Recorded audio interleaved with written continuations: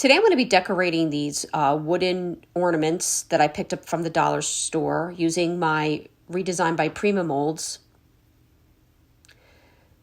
This one is Victorian Adornments. And I start by using a little talc powder with a brush in the mold area, and then I make sure I shake out all the excess.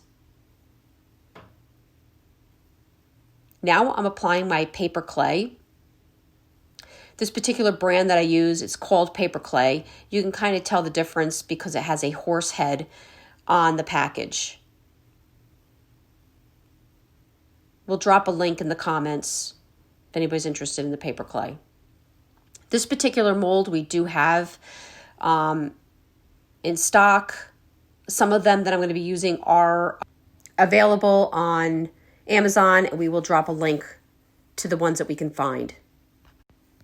These are all available to us on Redesign by Prima, but sometimes they sell out quite quickly, so we will use Amazon as an option. So while my mold is still wet, I'm taking some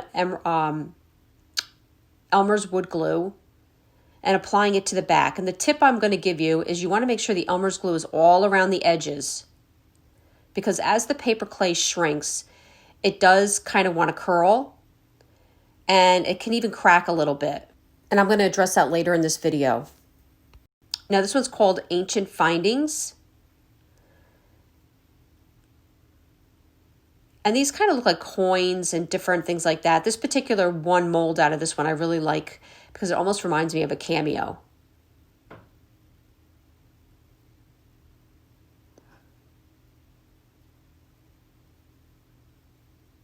Again, the talc powder is pretty important. If I don't use it, I feel like the mold tears as it's being taken out. With the talc powder, it comes right out. And this is another shape. I got a star one. These blocks are really chunky. They're not thin, so they're a lot of fun to even put some embellishments around the edge if you needed to. And I had a nail nearby to help me pierce the hole back in for my hanger. Now this one's Kingsbury Medallion. One here is probably my all-time favorite. Some of you who have been with me for a long time has seen me put these on mason jars, books,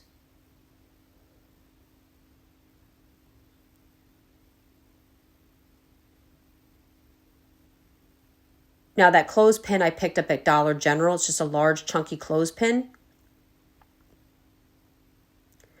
And what I like about applying my clay wet is I was able to actually shape this right around this clothespin, the parts that were a little bit bigger than the surface, and they will dry and glue in the correct shape.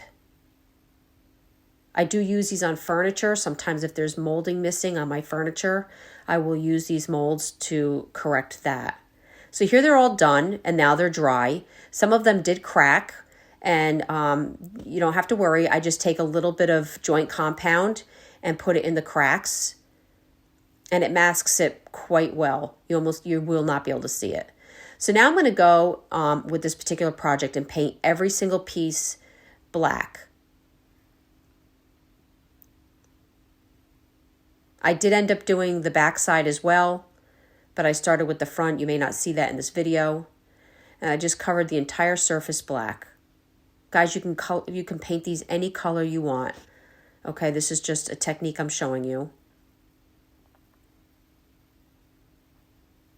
Once they're all dry, I'm taking my either Antique Villa or Snow Owl, and I'm taking a chip brush. I'm putting some paint on it and drying it on a towel or a rag that you can see nearby. And this is called dry brushing. I'm just going around and dry brushing the white on so that you still see that black through the white. And this just pulls all the details out of your molds when you have contrasting colors. And I did this on every single one. I'm going to put this all on the same tree. And I kind of wanted them all to have a similar look to them.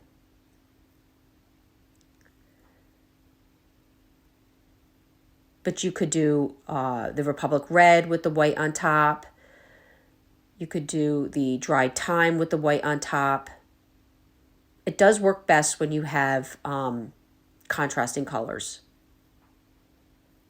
Now this was a paper clip, a little clipboard, I'm sorry, that I picked up at the dollar store, and I used that as well. These could be used as tags on your presents. You could flip it around and put to and from on the back sides, even probably with chalk since it is black.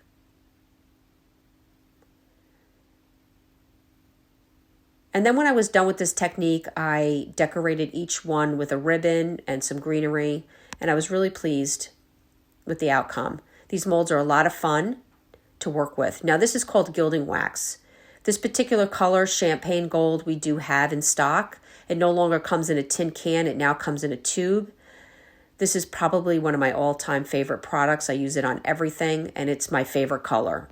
I rarely use any other color, although they do have others available. I really hope you enjoyed this video. For other tutorials, you can check us out on YouTube.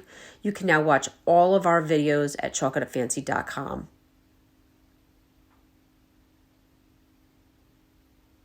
And we do have the one mold still available at chalkitupfancy.com. And here you go. Guys, have a great day.